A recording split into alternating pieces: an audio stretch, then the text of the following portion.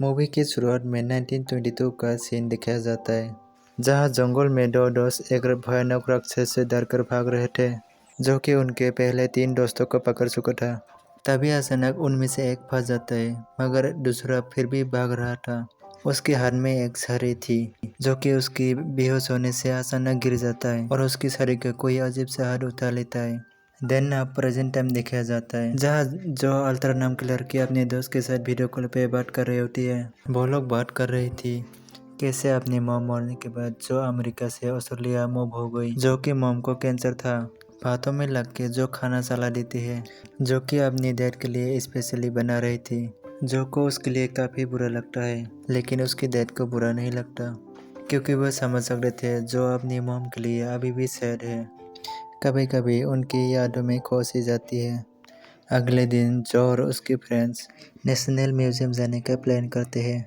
बस में जो ओवन क्लब के साथ बैठते हैं, जो कि किताबें कीड़ा था। उनके पीछे जावियर और केटली एक साथ बैठे थे, जो कि अगले सीट में केली बैठ जाती है, जो कि थोड़ा लेट आई थी। म्यूजियम उनके स्कूल से ज़्यादा दूर नहीं था। वहाँ पहुँचने पर आर्कियोलॉजिस्ट डॉक्टर रोशन और सभी स्टूडेंट को वेलकम करती है। साथ ही उन लोगों को प्राचीन कहानी ट्री ऑफ नॉलेज के बारे में बताती हुई उसे रिलेटेड पुरानी चीज़ें दिखाती है। जॉन इन चीज़ों से एक सारी को देखकर काफ़ी क्यूरियस हो गई थी। ओवन भी उसके साथ था। केली पहले से ही वहाँ पर बैठी थी और जर्बियर और केली भी उनके पीछे आ जाती है।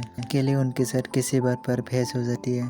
तभी अचानक से वो सारे नीचे गिर गई थी, जो कि उसे उतरने पर उसमें से अजीब सी रोशनी निकलने लगती है और अजीब सा सिंबल सबके गाल पर बने नजर आने लगते हैं। यह देखकर वो लोग कन्फ्यूज हो गए थे।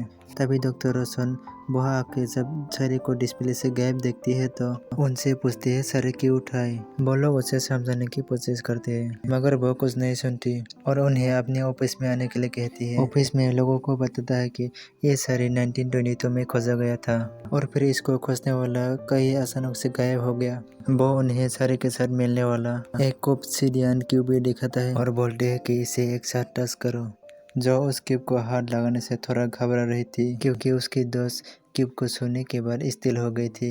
मगर तभी जो को लगता है जैसे उसकी मॉम ने उसे पुकारा हो और वो भी छू लेता है और उसकी छूते ही सब तेलपुर होकर किसी मिस्टीरियस आइलैंड पर पहुंच जाती है। घबराहट में डॉक्टर रोशन से पूछने लगते हैं कि हम कहाँ आ गए, और डॉक्टर रोशन चेक करने के बाद उन लोगों को एक जंगल की तरफ बढ़ जाती है। थोड़ा आगे जाके वो लोग डॉक्टर रोशन से अलग हो गए थे। आगे बढ़ने पर उन्हें एक बुरा आदमी बैठा मिलता है, जिसका नाम मार्दुक था। मार्दुक उन लोगों को घूरते हुए पूछते हैं, क्या तुम्हारी साथ वो बीच भी आई है? उन लोगों को उसकी बात समझ नहीं आती। तभी मार्दुक बोलता है कि मैं जानता हूँ तुम लोग उस जगह से यहाँ नहीं आ सकते, और जो को पृथ्वी का बेटी कहकर बुलाता है और बाकियों का आउटसाइडर्स और साथ ही जंगल में रहने वाले डेंजरस क्रिएचर के बारे में भी वार्न करता है कि वो बाहर के लोगों से नफरत करते हैं और उन्हें सावधान रहना चाहिए। तभी बीच की गुर्राने की आवाज़ आती है। मार्दक उन्हें बताता है कि ये बहुत डेंजरस बीच है, तो सब लोग वहाँ से डर के भाग जाते हैं। दूसरी तरफ वो बीच डॉक्टर रोशन पर अटैक करता है और वो बेहोश हो जाता है। उधर वो पांचों भाग रहे थे। कैटलिन एक पेड़ के पास फंस गई थी, तो जो उसे बचा लेती है। इतनी देर में वह बीच भी पहुंच जाता है। इससे पहले कि जो पर हमला करता है पैर उसे अपने अंदर ले लेता है और बाकी चारों वहाँ से भाग गए थे।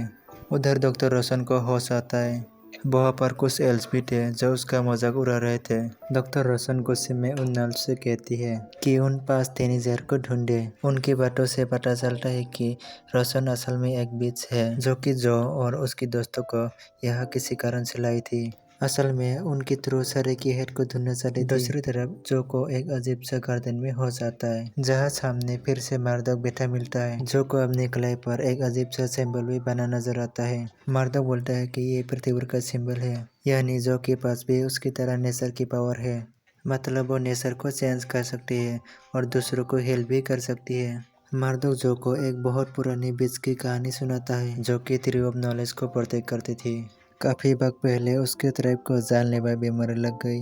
उस बीच ने उस ट्री से जुड़ी अपनी स्पेशल पावर यूज़ करके सबको बचा लिया, लेकिन उस पेड़ से मिलने वाली शक्तियों की वजह से वो पागल हो गई। मार्दक और उसकी तरह के एलिमेंटल पावर रखने वाले 4 और लोग मिलकर उस सूरज को ट्री ऑफ नॉलेज से दूर कर दिया। तब से ही वो सुरेल पेड़ के पास जाने की जाली चलती आ रही है। उसकी शरीर की हेड धोने में मर्दों को जो की मदद चाहिए थी ताकि उसे उस जगह पर पहुंचाया जा सके जहां से वो आया था और बीच को ऐसे दूर रखा जा सके, वरना ये सब के लिए तबाही ला सकता था। साथ ही मर्दोक जो को कहता है कि वो खुद को मिट्टी से कवर कर ले कि वो बीच से छुप सके। यह सब सुनने के बाद जो टेलीपोर्ट म्यूजिक के थ्रू उस गार्डन से बाहर निकल आती है अपने साथियों के पास जाने के लिए, मगर तभी उसका सामना रोशन से होता है जो उसे मर्दों की स्टोरी के बारे में बताती है। तो रोशन बोलती है कि मैं ही वो बीच हूँ, मगर मर्दों की बताई हुई कहानी झूठ है और वो जो को उस कहानी का अपना एक नया वर्जन भी सुनाता है, जिसके बाद वो काफी कंफ्यूज हो गई थी। उसे समझ नहीं आता कि किस पर विश्वास करे। रोशन बोलते हैं कि मैं ही सच कह रही हूँ और साथ ही वार्न भी करते हैं कि तुम्हारी दोस्त खतरे में है। यह सुनकर जो अपने दोस्तों को बचाने के लिए वहां से भाग जाती है और दूसरी तरफ वो सारों भी जो को ढूंढ रही होती है। तभी उन्हें एक पुराना पत्थर मिलता है जिस पर वियर्ड राइटिंग और सिंबल बने थे। ये सिंबल बाजू से बने सिंबल से मिलते जुलते थे। केली अपनी शक्तियों की मदद से उन प्राचीन सिंबल को पढ़ लेती है और बोलती है कि उसके हाथों के बने सिंबल फायर, प्रिंट और वाटर की पावर को रिप्रेजेंट करती है। तभी फाइनली जो उन्हें ढूंढ लेती है और वहां से भाग जाने के लिए कहती है। उस पत्थर पर बने कार्बन को चेक करने के पर जो उन्हें एक्सप्लेन करती है कि अगर अपने सिंबल को एक साथ यूज करें तो ये काम करेंगे और अपने हाथों को पत्थर के आगे करने पर वो लोग दूसरे जंगल में टेलीपोर्ट हो जाती है और जो उन सबको अपने ऊपर मिट्टी लगाने के लिए कहता है ताकि उसे भी सूंघ न सके। ऐसा करते हुए जो को एक छोटी सी परी भी दिखाई देती है जिसका पंख टूटा हुआ था, जो अपनी आर्ट की पावर यूज करके उस परी का पंख ठीक कर देती है जैसा कि मार्दव उसे बताया था। और जो कहता है कि हमें सारे का हेड और ट्री ऑफ नॉलेज ढूंढना है ताकि दुनिया को तबाही से बचाया जा सके। तो सब लोग वो अपनी मिशन पर निकल पड़ते हैं। काफी देर चलते रहने के बाद वो 500 एक चौराहे तक पहुंचते हैं। तभी अचानक इंसानों जैसा देखने वाला ब्लू क्रीचर आता है और बोलता है कि वो इस रास्ते का रखवाला है। उसकी अनुमति लिए बिना वो लोग आगे नहीं जा सकते। ओवन उस क्रीचर को हाथ लगाने के लिए जाता है तो वो गायब हो जाता है। ये देखकर जेवियर गुस्सा करते हुए उसकी तरफ बढ़ता है तो वो क्रीचर उसे भी फ्रीज कर गायब कर देता है। जो उस क्रीचर से अपने दोस्तों को वापस लाने के लिए कहता है तो बदले में वो कोई कीमती चीज मांगता है। तो केली और कैरलिन अपनी हेयरिंग और कुछ पैसे देती है, मगर वो उन्हें भी गायब कर देती है और जो अपनी मोम का ब्रेसलेट देती है जिसके साथ एक कहानी जुड़ी थी। उसकी स्टोरी सुनने के बाद वो रखवाला उसे ब्रेसलेट रिटर्न करने के लिए पोर्टल खोल देती है। दूसरी तरफ केली और कैरलिन एक चूहे जैसा फेस के आदमी को मिलता है और उसे मदद मांगता है अपने दोस्तों को ढूंढने के लिए। वो उन्हें किसी से मिलाने के लिए अपने साथ चलने के लिए कहता है। उधर जो बर्फीली जंगल में पहुंच चुकी थी वो घबरा कर रोने लगती है, मगर तभी उसे जेबियर मिल जाता है और वो दोनों एक चूहे जैसे फेस की लड़की से मिलती है जो कि मैजिकल नेटिंग करके पैर बना रही थी। तभी वहाँ पर रेड फेस वाला आदमी केली और कैरलिन को लेकर वहाँ आ जाता है। वो उन्हें एक जगह ले जाकर बढ़िया से खाना खिलाती है जो कि उसने मैजिक से बनाया था। उसके बाद वो औरत पोर्टल को थ्रू दिखाता है कि वन एक गुफा में फंसा हुआ था। उन्होंने देखा कि वो किसी बीज के कारण खतरे में है तो वो लोग उसे जल्दी से बाहर निकल लेते हैं। रेड फेस औरत जल्दी से उस पोर्टल को बंद कर देती है जिसका नीचे गिरा हुआ टुकड़ा केली ने उठा लिया था। रात को वो 500 एक जगह कैंपर लगाकर बैठ जाता है। केली उस पोर्टल के टुकड़े को ओवन को दिखाती है जिससे वो केव में मिलने वाले कोड को फिगर आउट करने की कोशिश करता है। तभी उन्हें किसी के चलने की आवाज आती है और वो लोग छुप जाती है। एक्चुअली वहाँ उन्हें एल्फ ध्वनि आए थे जिन्हें देखकर वो 500 वहाँ से भाग जाता है और वो लोग एक जगह किसी धरती में सग होकर किसी और डिमेंशन में पहुंच जाता है। वहाँ पर उन्हें एक मिरर नजर आता है जो कि उनके गहरे दर को दिखा रहा था डबल गेट के शक्ल में।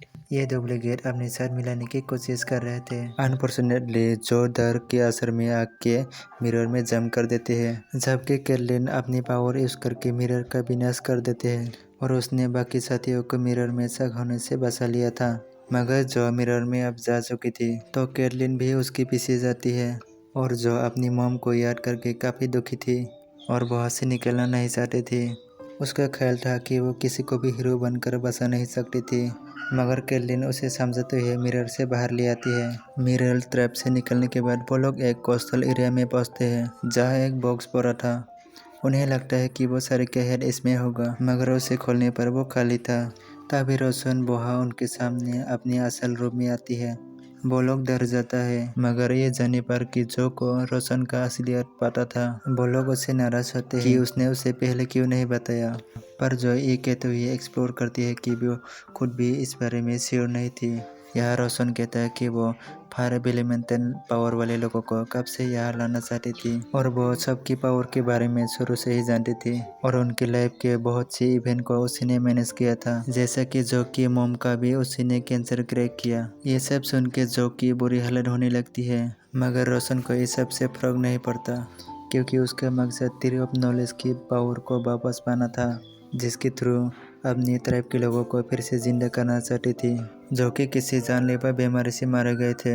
तभी के लिए उस रेड फेस वाली ह्यूमन से लिए टुकड़ी को यूज करके पोर्टल खोल देती है ताकि बीस आ जाए और बीस को मार डाले। और जब रोशन बीस के साथ डील करने में बिजी थी तो वो लोग दूसरा पोर्टल बनाकर वहां से भाग जाता है, मगर बीस फिर भी उन तक पहुंच जाता है इससे पहले कि वह हमला करता, जो अपनी अर्थ पावर से उसे काम करती है क्योंकि उसने सारे कहर के टुकड़े बीस की बॉडी पर देख लिया था और वो टुकड़ा लेने पर वो और बीस दोनों बेहोश हो जाती है। तभी रोशन सारी का टुकड़ा लेने के लिए वहाँ आती है और जो कि दोस्तों को बेहोश कर देती है। होश में आने पर जो अपने दोस्तों को बचाने के लिए रोशन को वो टुकड़ा दे देती है जिसे वो तुरंत शरीर पर लगा लिया था और जो को लेकर थ्री ऑफ नॉलेज के बैरियर में सेट करवाती है जो कि पहले वो कभी नहीं कर पाई थी।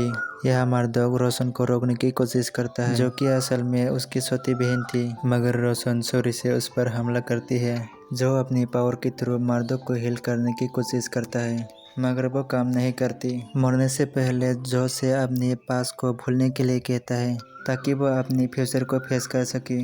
वो यही कहता है कि थ्री ऑफ नॉलेज भी बाकी पेड़ जैसा ही है और वो मर के गायब हो जाता है और रोशन जो को थ्री ऑफ नॉलेज का गेट खोलने के लिए मजबूर करती है ताकि वो थ्री की पावर ले सके। और जैसे ही थ्री के ओपन होने पर वो पावर लेने के लिए अंदर जाती है, लेकिन उसकी साथ ही एक्सप्लोड हो जाती है जो कि डोज भी उसके पास आ जाती है। बहुत डर रही थी कि अब धरती तबाह हो जाएगी। मर्दोक की मैसेज फॉलो करते हुए जो बोलती है कि नहीं, थ्री हमेशा जिंदा रहेगा और वो सब अपनी पावर यूज़ करके पेड़ को दोबारा उगाते हैं, जिसके बाद जो बेहोश हो जाती है तभी उन्हें वो क्यूब मिलता है जिसे वो यूज़ करके वापस इंसानी दुनिया में आ गए थे। मूवी के लास्ट सीन में हम उन सबको स्कूल जाता हुआ देखते हैं, मगर उनके स्पेशल पावर अभी भी थे। वो लोग उन पावर का यूज़ दुनिया को बचाने के लिए करने का डिसाइड करते हैं और इसके सारे ये मूवी यहीं पर खत्म हो जाती है।